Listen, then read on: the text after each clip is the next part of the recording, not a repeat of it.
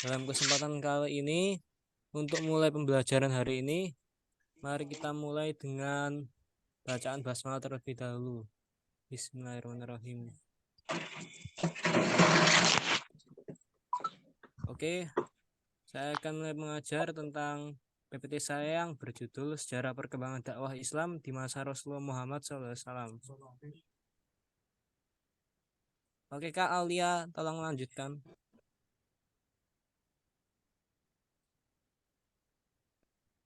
Di era sebelum Islam di Jazirah Arab, tepatnya sebelum Nabi Muhammad diangkat sebagai nabi, bangsa Arab disebut sebagai bangsa jahiliyah. Kenapa disebut sebagai bangsa jahiliyah? Karena di masa itu mereka bukan jahil atau bukan bodoh dalam hal keilmuan. Justru mereka sangat pintar dalam hal syair, berdagang, dan bertani. Terutama kaum Quraisy yang pandai berdagang dan kaum Yasrib atau Madinah yang pandai akan bertani. Akan tetapi dari sisi kebodohan itu adalah mereka bodoh terhadap moral dan akhlak mereka. Mereka sangat gemar berjudi, bermabuk-mabukan, dan selalu menganggap wanita sebagai aib keluarga. Dan mereka sangat menyukai peperangan.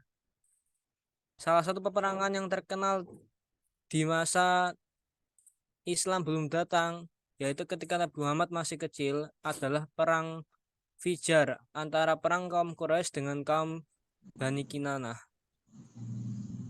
Dan salah satu dari kebodohan mereka adalah menyembah berhala. Sebenarnya tidak semua kaum Quraisy itu menyembah berhala. Jadi mereka terpecah menjadi 4 golongan, yaitu golongan pertama mengingkari Sang Pencipta dan hari kebangkitan. Hal ini termaktub dalam surat Al-Jasiyah ayat 24.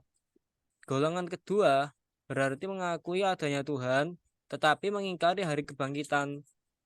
Hal ini termaktub dalam surat surat Qaf ayat 15. Golongan ketiga adalah golongan yang paling disorot di masa sejarah Nabi Muhammad, yaitu golongan yang menyembah berhala. Golongan itu sendiri terdapat dari beberapa kabilah.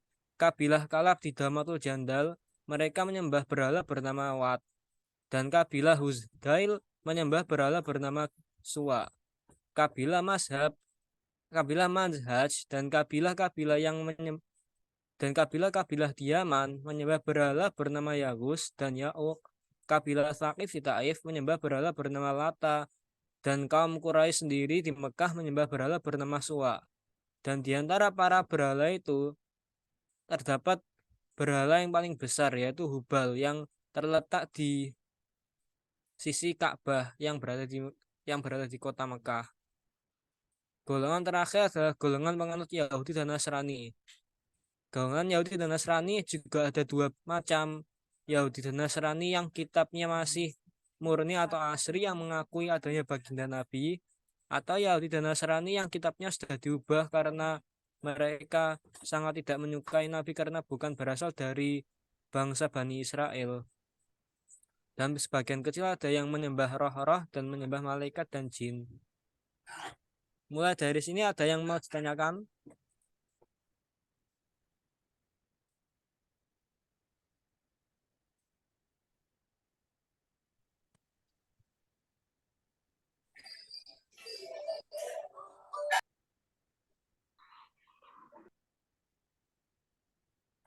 Suaranya kecil ya. Lanjut aja ya.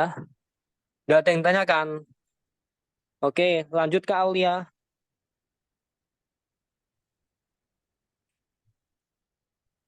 Dari sini penduduk Mekah walaupun di masa Nabi Muhammad itu memiliki banyak sisi jahiliyah, tapi mereka juga punya sisi baik, yaitu mereka pandai dalam berdagang, bersyair, dan menghormati tamu, dan mereka selalu menepati janji. Bahkan ada suatu cerita, mereka rela membunuh keluarganya demi penepatan janji ketika mereka kalah dalam suatu perjanjian dengan orang yang telah membuat perjanjian dengannya. Namun sisi buruk mereka yaitu akhlak-akhlak mereka yang telah bejat karena memandang rendah wanita, setiap punya bayi perempuan selalu dikubur hidup-hidup, dan mereka menyembah berhala dan suka permainan judi dan mabuk-mabukan. Oh ya, itu yang nomor 5 kok ada judi tambahan itu mungkin karena itu typo ya. Mohon maaf. Nanti bisa dia hilangin aja yang nomor 5 itu. Oke, lanjut atau ada yang mau ditanyakan ini?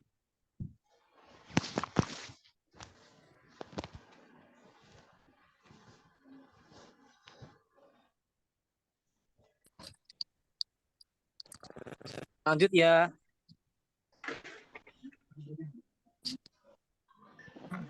Oke, lanjut. Tahu ya. Tepat ketika 17 Ramadan, 13 tahun sebelum Hijriah, atau bertepatan di bulan Juli tahun 610 Masehi, di umur Rasulullah yang telah mencapai 40 tahun, beliau telah menerima wahyu berupa Quran Surat Al-Alaq ayat 1-5 melalui perantara malaikat Jibril. Ketika beliau sedang bertahanus di Gua Hiro, melihat malaikat Jibril yang selalu memintanya membaca, tapi Nabi Muhammad tidak mau membacanya karena beliau memang pada dasarnya beliau itu ummi atau tidak bisa baca tulis. Malaikat Jibril beberapa kali pula memeluknya hingga beliau sesak nafas. Karena Nabi Muhammad masih ketakutan melihat perwujudan dari malaikat Jibril, Nabi Muhammad pun akhirnya lari pulang ke rumah. Di rumah itu beliau menggigil dan Siti Khadijah yang berada di sampingnya pun akhirnya dengan inisiatif menyelimutinya ketika Nabi Muhammad berkata, selimuti aku.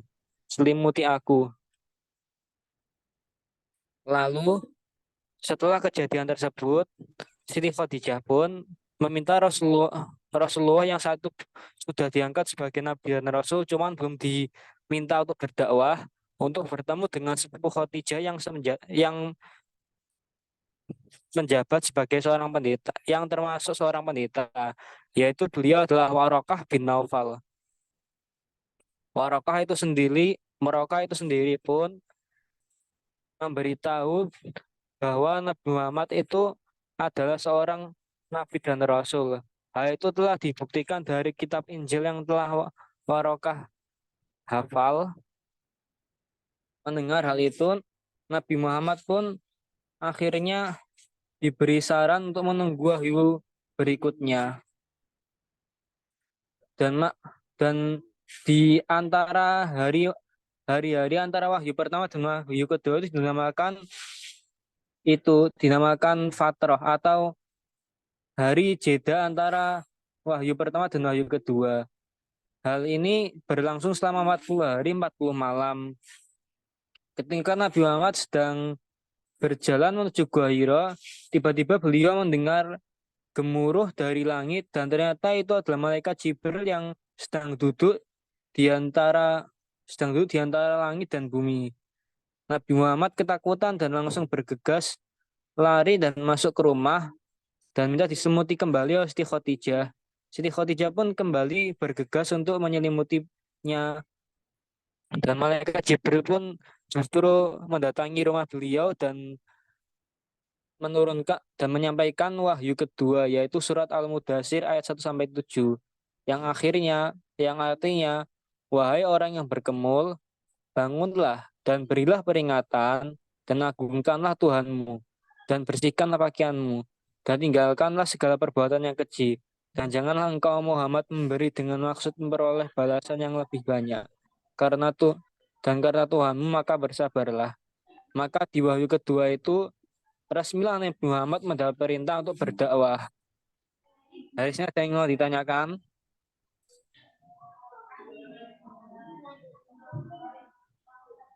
Beneran nih. Oke, lanjut ya. Kaulia lanjut.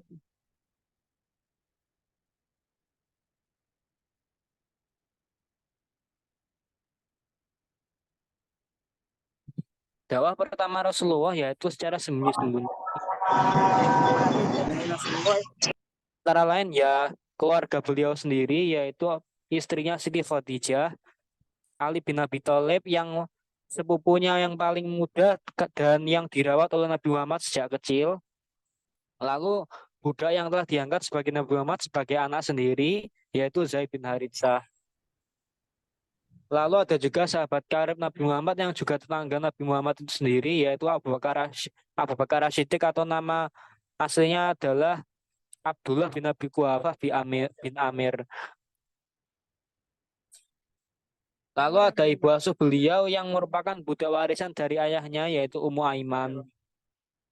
Dan dari perantara Abu Bakar ini, Abu Bakar selalu berdakwah secara sembunyi-sembunyi kepada para sahabat-sahabat terdekatnya yang juga dekat dengan Nabi. Dan hasilnya terdapat total menjadi 30 sahabat yang masuk Islam. Antara lain adalah Abdul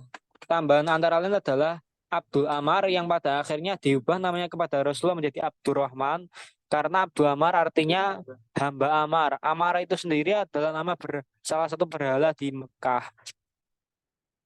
Lalu ada Abu Ubaidah bin Jarrah, Utsman bin Affan, Zubair bin Awam, Sa'ad bin Abi Waqqas, Al-Arqam bin Abi Al-Qaram yang rumahnya menjadi pusat dakwah Nabi Muhammad selama di Mekah. Fatimah binti Khattab yaitu adik dari Umar bin Khattab dan masih banyak lagi. Dari sini ada yang mau dipertanyakan?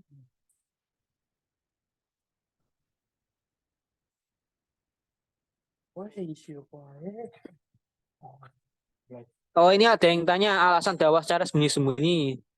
Ya begitulah. Waktu itu bangsa Arab sangat fanatik dengan Waktu itu bangsa Arab sangat fanatik sekali dengan agama yang dianggap sebagai warisan nenek moyangnya, yaitu menyembah berhala. Jangankah Islam, agama Yahudi dan Nasrani pun sebenarnya mereka juga benci. Cuman agama itu tidak begitu ketara di daerah Mekah. Jadinya agama tersebut kurang diketahui oleh kaum-kaum Mekah. Dan apabila Islam secara langsung diketahui, maka yang ada Nabi Muhammad akan langsung diincar oleh seluruh penduduk kota Mekah dan akan dibunuhnya. Paham atau enggak Kak yang bertanya?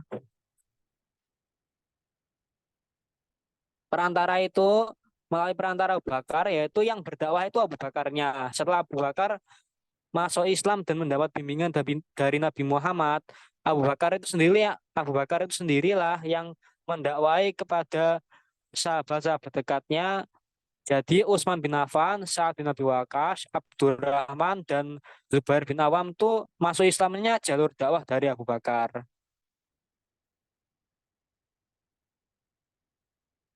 Iya benar. Alasan Rasulullah berdakwah secara sembunyi-sembunyi karena ingin melindungi keselamatan dirinya dan juga keluarganya pula. Oke, lanjut. Lanjut atau enggak nih?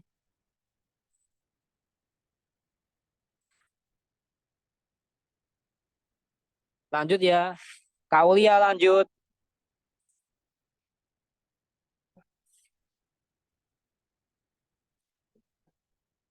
Dakwah secara terang-terangan. Setelah dakwah secara sembunyi-sembunyi selama 3 tahun, akhirnya Nabi Muhammad mendapat perintah dakwah secara terang-terangan melalui wahyu dari malaikat Jibril yang ketiga, yaitu surat Al-Hijr ayat 94 yang artinya, maka sampaikanlah Muhammad secara terang-terangan apa yang diperintahkan kepadamu dan berpalinglah dari orang-orang musyrik.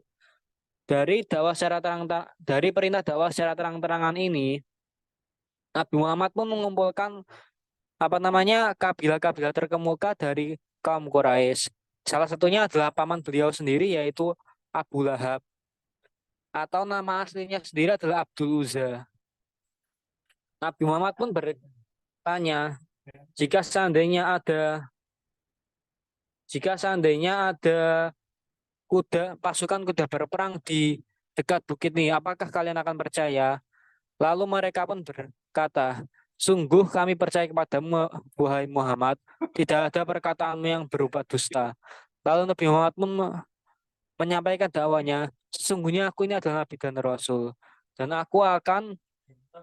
aku diberi perintah oleh Allah untuk mendakwahkan agama Islam kepada kamu dan seluruh alam semesta. Dan dari sini pun akhirnya Abu Lahab pun langsung menentang Nabi Muhammad. Celakalah engkau, wahai Muhammad. Hanya karena inilah engkau mengumpulkan kami. Dari sinilah Abu Lahab menjadi orang pertama dan orang yang paling memusuhi Nabi Muhammad SAW berserta istrinya yaitu Ummu Jamil. Karena sebelumnya Nabi Muhammad dan Abu Lahab itu sendiri menjalin hubungan keluarga dengan menikahkan anak-anak Abu Lahab yang bernama Utbah dan Utaibah dengan kedua putri Rasulullah yaitu Ruqayyah dan Ummu Kulsum. Namun karena setelah peristiwa di Bukit Safa, peristiwa penyamaian Rasulullah di Bukit Safa ini, akhirnya kedua istri kedua istri anak Abu Lahab pun diceraikan atas perintah Abu Lahab itu sendiri.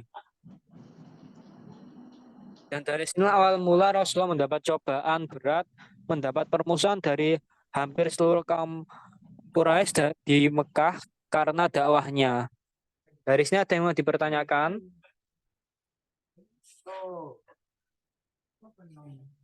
Beneran nih, nggak ada yang tanya sedikit pun. Lanjut ya. Kak, lanjut.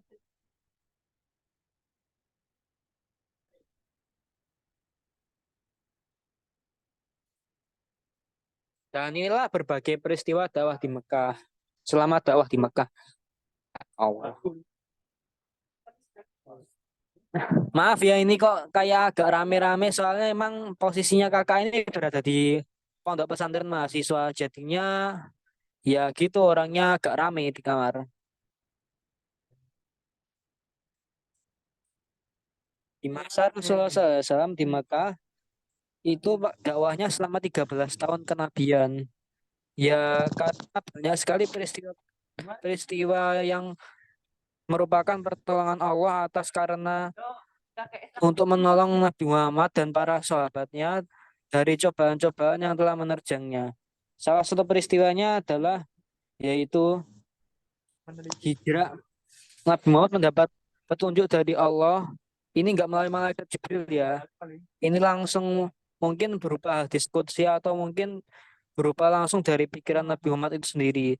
Setelah Nabi Muhammad mendengar bahwa Raja Habasyah itu daerah Ethiopia. Ethiopia itu yang di Afrika Utara dekatnya Mesir itu. Nabi Muhammad merintahkan para sahabatnya yang bersedia untuk berhijrah ke sana. Dan inilah hijrah pertama sebelum hijrah ke Madinah.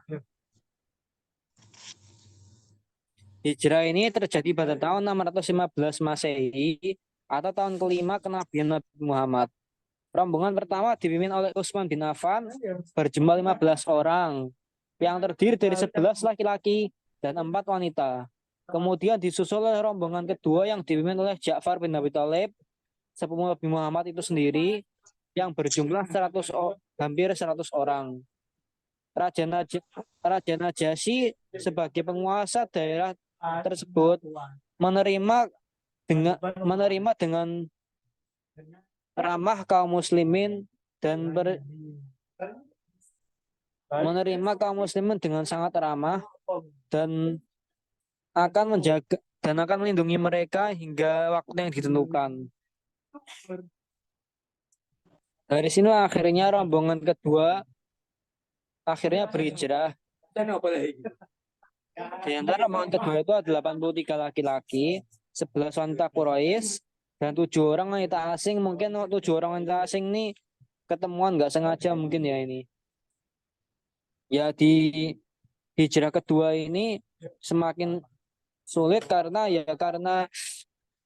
mendapat halangan dari para kaum Quraisy Mekah yang tidak mau Islam itu berkembang di manapun, tidak hanya di Mekah, bahkan tempat lain pun kaum Quraisy tidak akan rela agama Islam itu berkembang.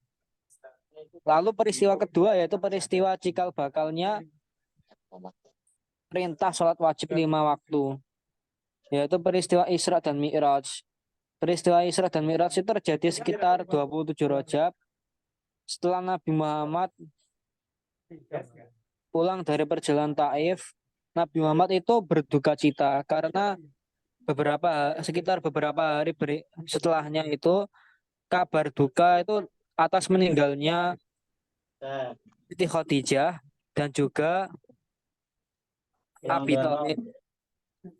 Siti Khadijah yang selalu menjadi intinya yang selalu memberikan dana terbesar dalam proses dakwah Rasulullah hingga keluarga Rasulullah itu sangat bayangin Siti Khadijah yang awalnya sangat kaya raya, hartanya habis semua demi untuk perjuangan dakwah Rasulullah SAW.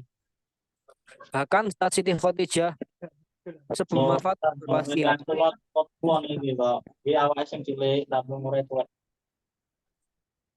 bahkan Siti Khadijah pun berwasiat kepada Nabi Muhammad, jika seandainya hartaku sudah habis dan engkau masih membutuhkan, maka gunakanlah tulang belulangku untuk untuk menyeberang sebuah lautan. Siti Khadijah mendapatkan kemuliaan dari berupa kain kafan yang berasal dari surga. putra kok mau tak salah ke kono kok.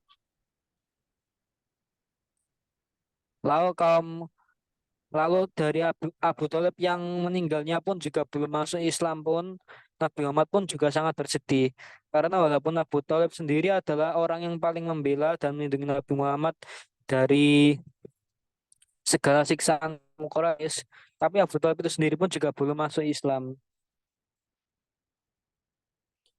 Dari sinilah peristiwa Isra Mi'raj sebagai rekreasi Nabi Muhammad sekaligus perintah untuk menghadap langsung kepada Allah. Nabi Muhammad pun melakukan Isra, yaitu perjalanan dari Mekah ke Palestina. Dan melakukan Mi'raj, yaitu perjalanan dari Palestina hingga ke langit, hingga ke Sidratul Muntaha. Dari setiap langit Nabi Muhammad bertemu dengan para nabi-nabi pada sebelumnya. Lalu di Sidratul Muntaha itu Nabi Muhammad mendapatkan perintah sholat 5 waktu. Sebelumnya itu 50 waktu. Namun setiap Nabi Muhammad turun, di tengah-tengah perjalanan turun, Nabi Muhammad selalu dicegat oleh Nabi Musa. Nabi Musa selalu bertanya, berapa rakaat, berapa waktu umat engkau diberikan beban ibadah sholat. Nabi Muhammad pun mengatakan 50 waktu.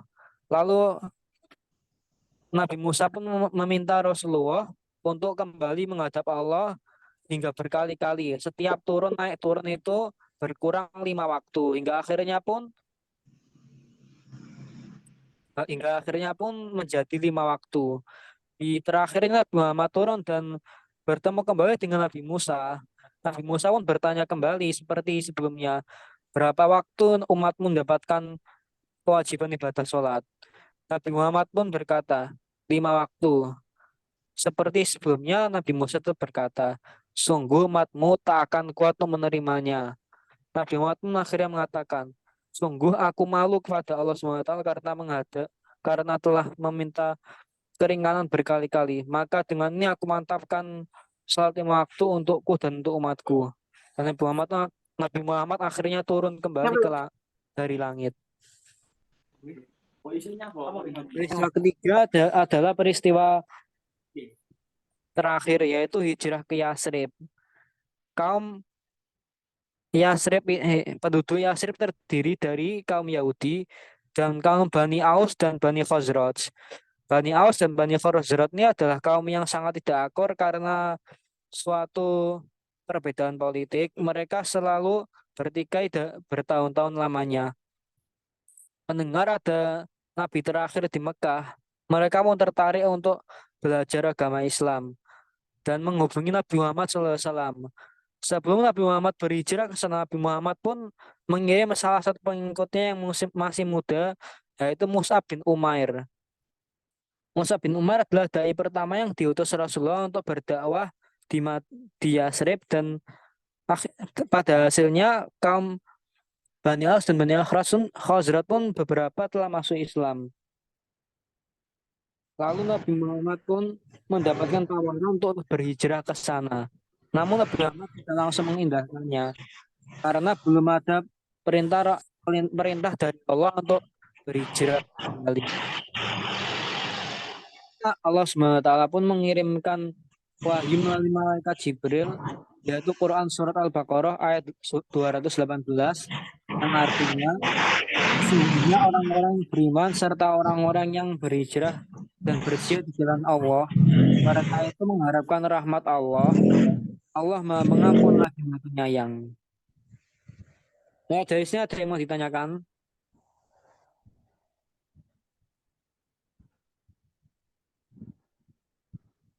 Oh maaf, saya nggak ikut nge-zoom loh ya.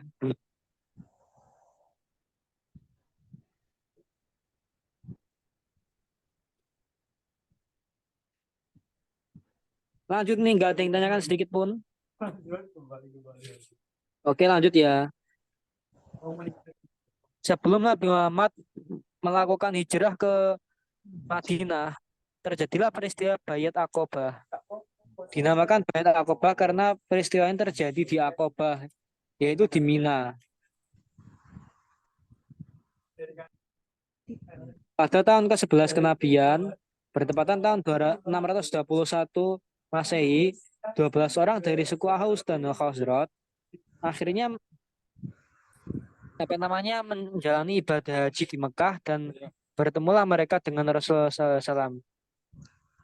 Di Aqobah inilah mereka melakukan bayat.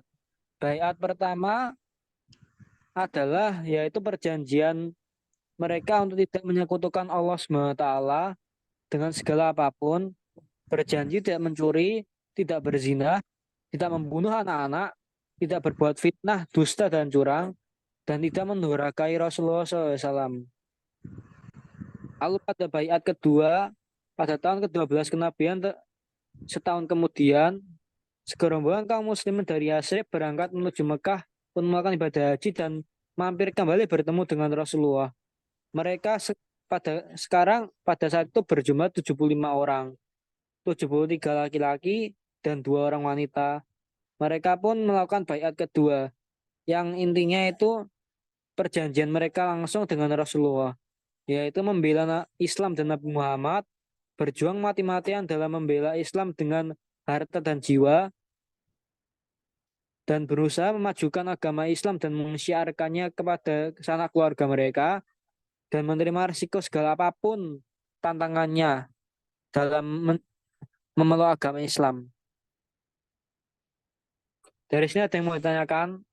Oke, Mbak Salwa mau tanya apa?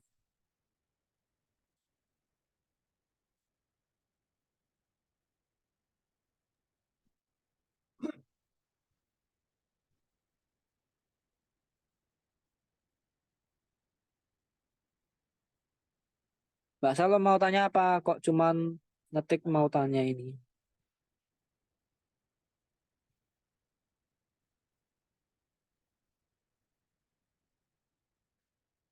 Nanti kalau ada yang mau tanya itu ya, apa namanya, itu angkat tangan aja. Ada mau diangkat tanya kan? Enggak ada ya. Ya udah. Kenapa Abu Thalib tidak masuk Islam? Abu Thalib pernah berkata kepada Nabi Muhammad, ketika Nabi Muhammad bersedih karena Abu Thalib habis mendengarkan perkataan kaum Quraisy untuk meminta Abu Thalib membujuk Nabi Muhammad untuk berhenti menyiarkan agama Islam dengan imbalan harta, tahta kedudukan, dan bahkan wanita tinggal pilih. Akhirnya Nabi Muhammad berkata, walaupun mereka menaruh bulan di tangan kanan, walaupun mereka menaruh matahari di tangan kananku dan bulan tangan kiriku, sungguh aku tidak akan meninggalkan dakwah ini. Dan aku pun, walaupun hingga Islam ini berjaya atau aku terbunuh dalam misi dakwah ini. Lalu Abu Thalib pun membenarkan, kau benar Muhammad. Tapi aku tidak ada pilihan lain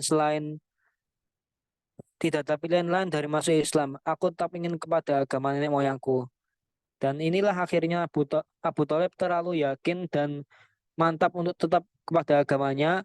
Tapi beliau berjanji untuk tetap melindungi Rasulullah dari gangguan dan siksaan kaum kafir Quraisy hingga akhir hayatnya. Gimana? Ada gimana paham Salwa?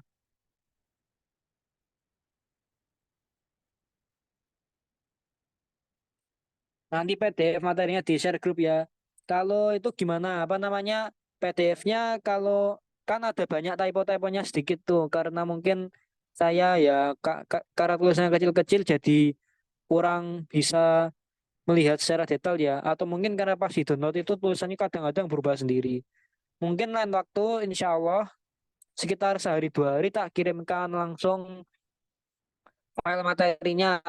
Materinya tuh kayak makalah langsung dari awal masa para Islam hingga masa waktu Mekah gimana? Atau sampai wafatnya Rasulullah ya? Mau nggak? Oh iya ini dari dengan Nabi siapa saja Rasulullah bertemu dari setiap langit ya. Eh, apa ya? Langit pertama itu dengan Nabi Adam. Di langit kedua itu dengan Nabi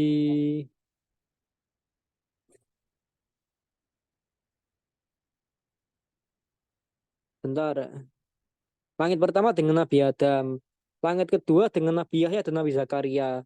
Langit ketiga dengan Nabi Yusuf. Langit keempat dengan Nabi Idris.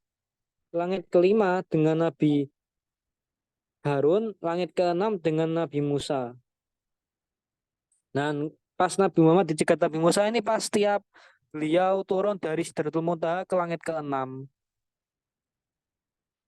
Oke, sudah paham. Oke, next ya.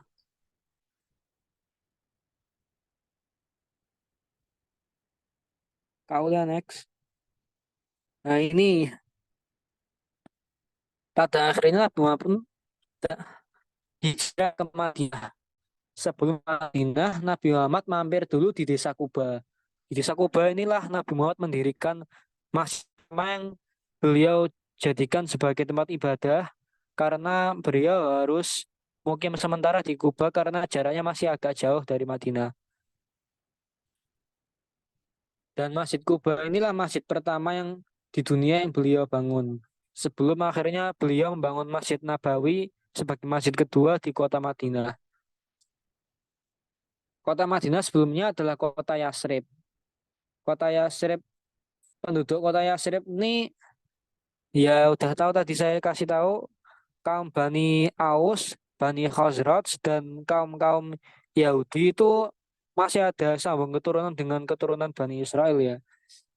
Tapi campuran sama orang Arab.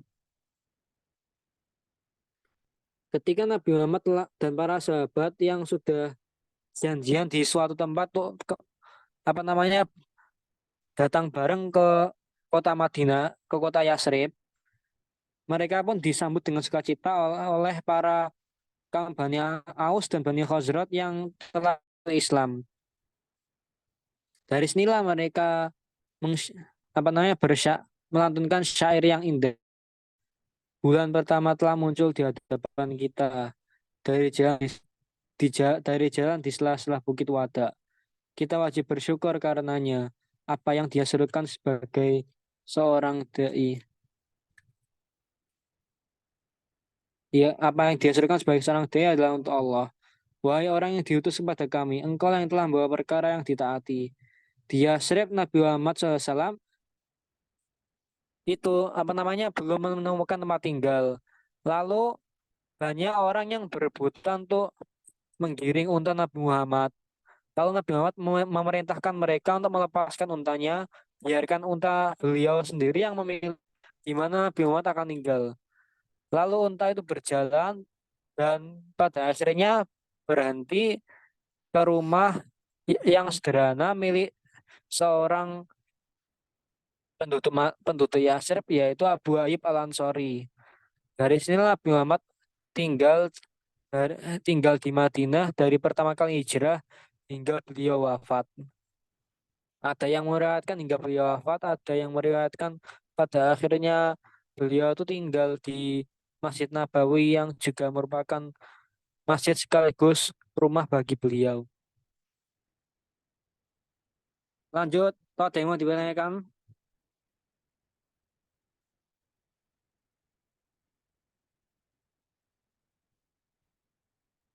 Lanjut ya. Oke, penduduk Yasrib yang ramah tamah terhadap Rasulullah SAW dan para sahabat memberikan pengaruh besar terhadap tegaknya agama Islam. Karena dari peristiwa inilah tonggak dari proses kejayaan umat Islam pertama kali muncul. Nabi Muhammad SAW memulai misi dakwahnya dengan mempererat persatuan suku Aus dan suku Khazraj hingga mereka benar-benar legowo, tidak apa namanya, sama sekali tidak ada permusuhan di antara mereka dan benar-benar berkomitmen untuk bersatu. Lalu Nabi Muhammad menamakan menamakan para pengikutnya menjadi dua golongan, yaitu golongan kaum muhajirin, yaitu kaum muslimin yang sebelumnya penduduk Mekah ikut hijrah bersama Rasulullah ke Madinah. Terutama salah satunya yaitu Abu Bakar, Utsman dan lain-lain itu. Dan kaum Ansor yaitu kaum muslimin yang merupakan penduduk asli Yasrib atau sekarang diubah namanya kepada Nabi Muhammad menjadi Madinatul Al-Munawwarah.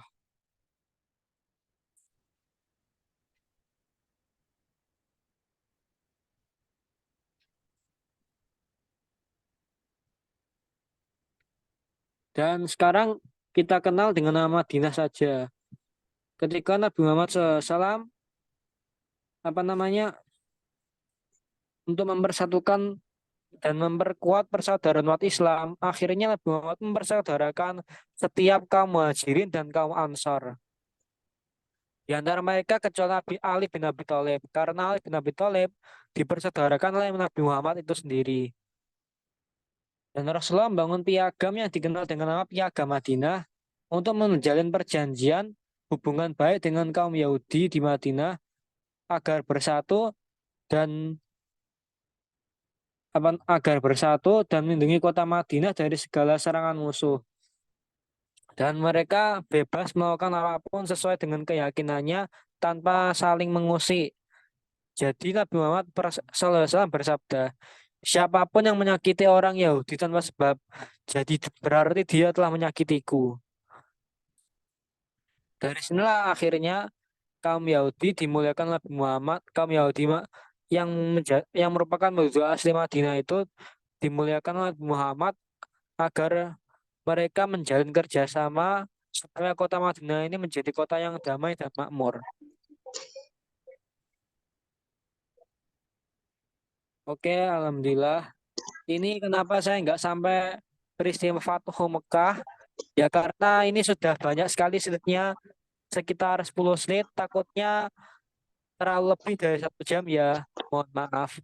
Insya Allah nanti kakak buatin membentuk makalah dari kumpulan-kumpulan materi dari masa pra-Islam hingga beliau wafat ya. Sekitar sehari 2 hari insya Allah udah kakak kirimkan ke Kak Aulia Salma. Ada yang mau dipertanyakan?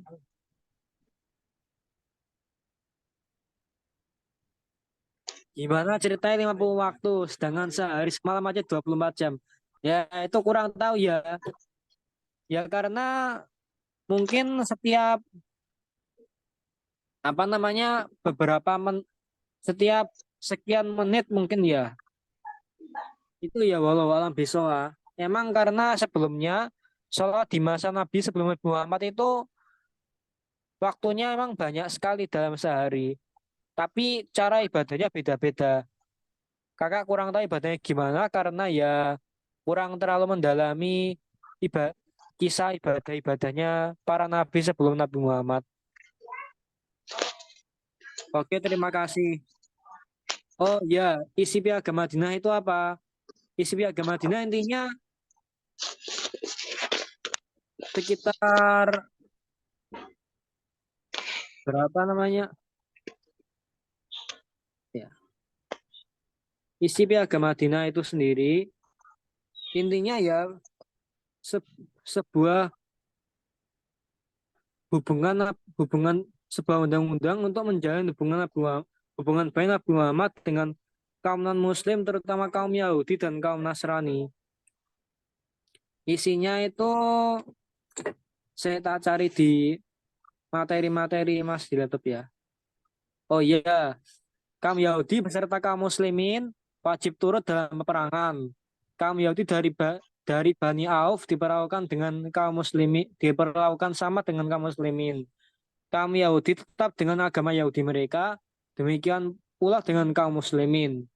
Semua kaum Yahudi dari semua suku dan kabilah di Madinah diperlakukan sama dengan kaum Yahudi Bani Auf. Kaum Yahudi dan kaum Muslimin harus saling tolong-menolong dan memerangi atau menghadapi musuh. Kaum Yahudi dan kaum Muslimin harus nantiasa saling berbuat kebajikan dalam mengingatkan ketika terjadi penganiayaan dan kezaliman. Kota Madinah dipertahankan bersama dari sayap luar. Semua penduduk Madinah dijamin keselamatannya kecuali bagi orang yang berbuat jahat.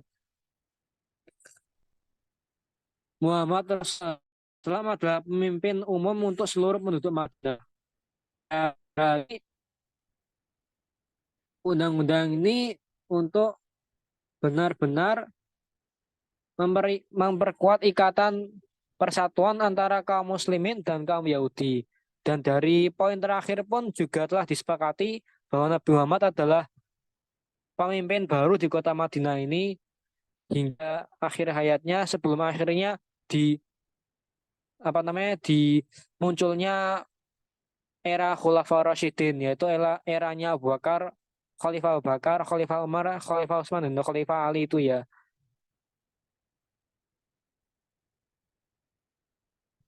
Apa faktor kamu CC ini kok ada banyak katanya? Katanya Nabi peristiwa Isra Mi'raj, Kanjeng Nabi sehari semalam sampai Sidratul Muntaha. Itu kecepatannya melebihi cahaya, katanya naik buruk. Apa benar, Kak? Ya, benar. Kalau secara dalil kurang tahu Kakak ya, karena juga belum terlalu mendalami dalil-dalil dari hadis Nabi itu sendiri. Apa faktor kaum Quraisy Mekah menolak Islam, Kak? Faktor dari kaum Quraisy Mekah menolak Islam yaitu salah satunya jadi karena mereka awalnya ya karena emang pada dasarnya berubah itu sulit. Merubah karakter itu emang pada dasarnya sulit kecuali bagi orang yang benar-benar menguatkan dirinya untuk berubah. Mereka udah terlanjur dengan adat istiadat mereka itu dengan berjudi, mabuk-mabukan dan menyembala. Dan siapapun yang menentang adat istiadat kaum Quraisy Mekah adalah musuh, tak terkecuali kaum Yahudi dan kaum Nasrani itu sendiri. Namun karena kaum Yahudi dan kaum Nasrani tak pernah menunjukkan dakwah mereka kepada kaum Quraisy, jadi mereka tidak pernah sedikit pun terjadi kasus memerangi kaum Yahudi dan kaum Nasrani. Sedangkan Nabi Muhammad ini secara berani dan walaupun sembunyi-sembunyi dan terang-terangan berani mendakwahkan Islam kepada kaum Quraisy sehingga mereka mengetahui adanya agama Islam untuk menghancurkan adat istiadat mereka dan mereka pun memerangi hal itu. Oke, mulai dari sini paham. Pesan siri dari Sabda Mi'raj itu apa? Pesan siri maksudnya ibrohnya gitu, manfaatnya gitu ya.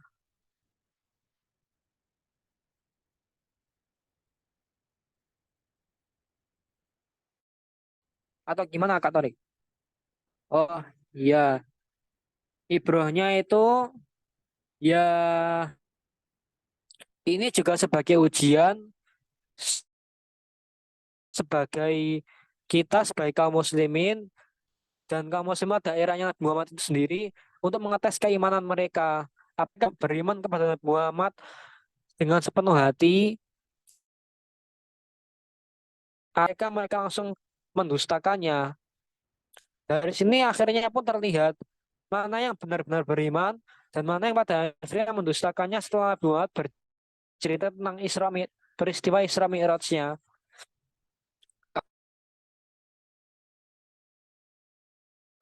dan menganggap Nabi Muhammad adalah orang gila. Sedangkan orang pertama yang benar-benar mengimani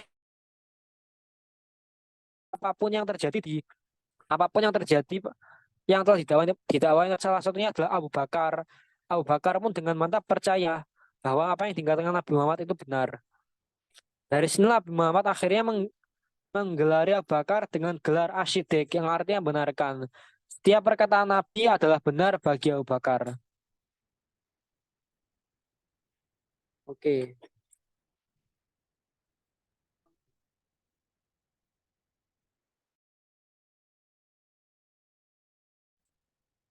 Kak, sambil bahas jawab juga ya, Kak. Kalinya mengaji, jadi tidak perlu langsung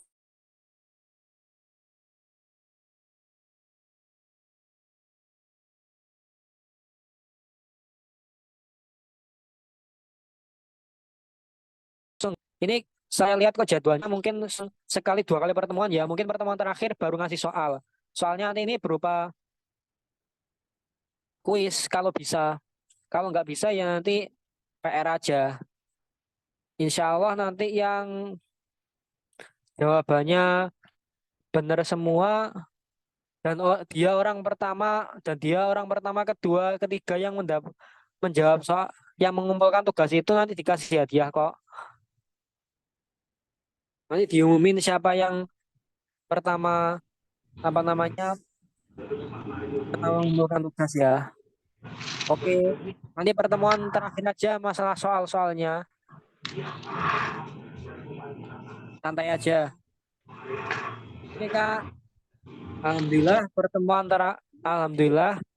bimbingan pertama berakhir dengan baik dan insya Allah kita paham semua kan hadiahnya beasiswa kuliah. Belum ada uangnya, Dek. Beasiswa kuliah nanti kalau yang mau pengen konsul masalah beasiswa nanti bisa japri kakak ya. Nanti itu apa ya? Walaupun kakak ya belum pernah dapat beasiswa tapi ya masalah info aman. Nanti tergantung kampus yang dituju. Kampus itu menjalin kerjasama dengan beasiswa itu atau enggak. Jadi cekin dulu kampus yang akan dituju adik-adik. Itu nanti menjalin kerjasamanya dengan beasiswa saja. Nanti bisa kakak jelasin itu.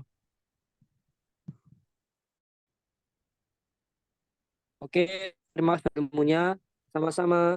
Ya, terima kasih dan mohon maaf pula kalau ada salah kata dan mungkin kakak menjelaskannya agak terlalu cepat ngomongnya atau mungkin ada yang kurang paham tapi nggak berani bertanya, ya itu wajar.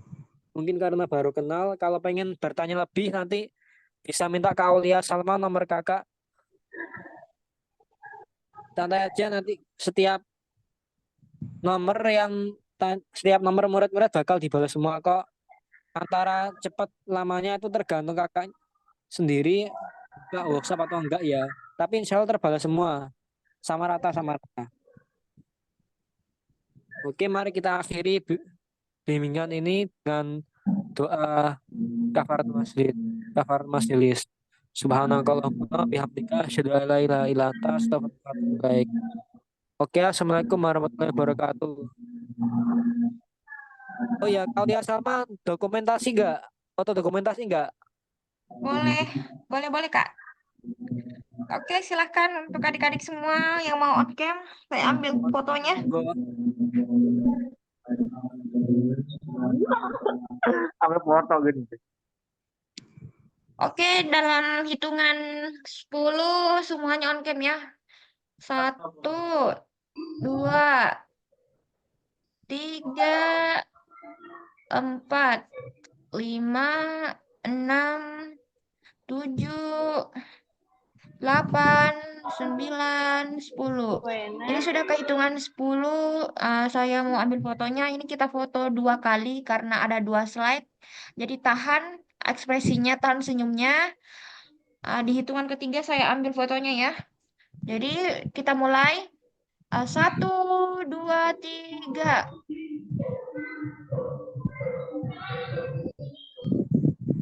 Oke, satu lagi. Slide selanjutnya. 1, 2, 3. Oke, adik-adik, sudah selesai. Jangan lupa untuk hadir kelas besok masih di jam yang sama, jam 7 malam. Jadi bimbel ini akan dilaksanakan Senin sampai Jumat setiap jam 7 malam. Kemudian hari Sabtu itu ada sharing-sharing tentang dunia kuliah. Nah, ini bertujuan agar adik-adik itu paham culture life dunia kuliah itu seperti apa nanti agar adik-adik itu tidak kaget, oh ternyata begini ya kuliah, kok kuliah itu nggak ada seragam, kok kuliah itu jadwalnya berubah-berubah. Nah, semua akan adik pelajari nanti di hari Sabtu Oke, nanti Kak. juga jam 7 malam. Jangan lupa hadir. Untuk tryoutnya segera minggu ini akan diadakan tryout atau minggu depan, jadi pantengin terus grupnya, jangan diarsipkan, oke? Kalau ada pertanyaan, silahkan Siap, chat Kak. di grup, chat pribadi juga bisa, atau tag kakak di grup. Oke, ah Oke, meetingnya Kak. saya tutup ya. Assalamualaikum warahmatullahi wabarakatuh. Waalaikumsalam warahmatullahi wabarakatuh. Warahmatullahi wabarakatuh.